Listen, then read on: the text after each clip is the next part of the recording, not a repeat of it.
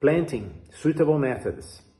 I imagine that before you go planting bamboo, you have already chosen the appropriate location. If not, it's worth going back to the previous chapter. The two main ways to plant bamboo are seedlings and seeds. I warn you right away that it is not easy to find good quality seeds on the market, because bamboo can take up to 120 years to produce flowers and release seeds, depending on the species. So, if the seeds are dry, all your efforts will be in vain. Trust me, I tried. Important detail: if the bamboo clump blooms, it is a sign that the plant is at the end of its life cycle, so prepare for replanting. The best way to obtain a bamboo seedling is to take an entire rhizome from the plant and replant it. In herbaceous species, it is very easy.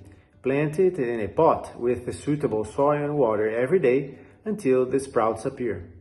When the seedlings are at least 50 centimeters tall, you can plant them in their final location.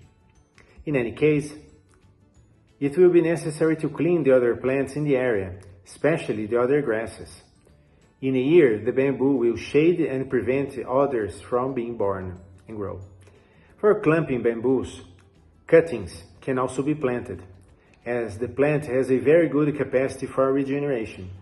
In this case, it is possible to plant directly in the ground if it is during the rainy season. The plant must be no more than 1 year old and be planted on the same day it was cut.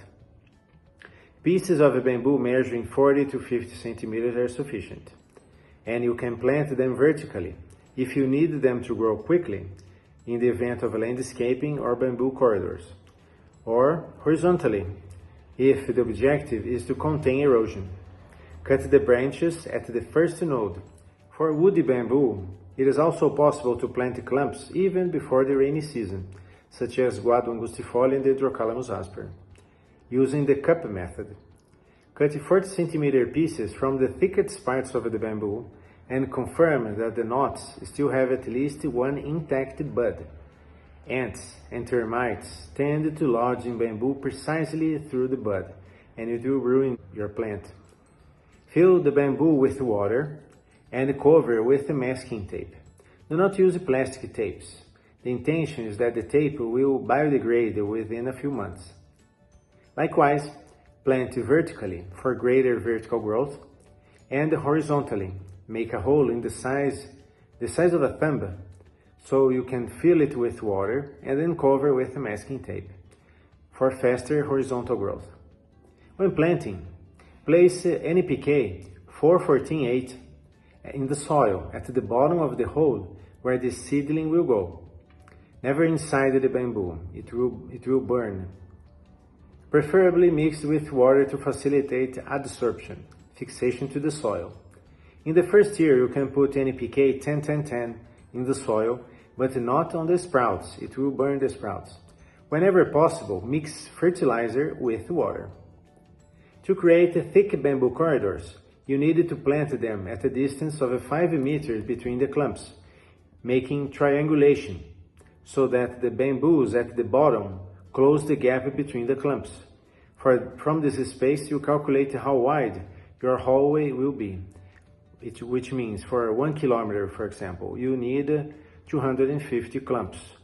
You will plant one row, and then between the true thickets, you will find a third spot, making a triangulation, so they have enough space to grow and they can fill the gap.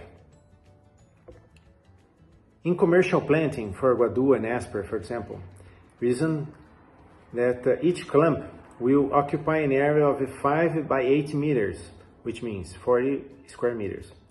So the clump is in a space of 5 by 5 meters, and it maintains a space of 3 meters wide for the passing of a tractor or a vehicle to collect the bamboo the bamboo poles. After 10 years, when the place is taken over by clumps of bamboo, you will need this free space. Last tip: it doesn't matter who plants or who waters. but God who makes it grow. 1 Corinthians 3:7. If some of the plants don't thrive, keep trying with faith and hope, because the Lord will reward you for your work, as we are God's collaborators and His farming is our heart.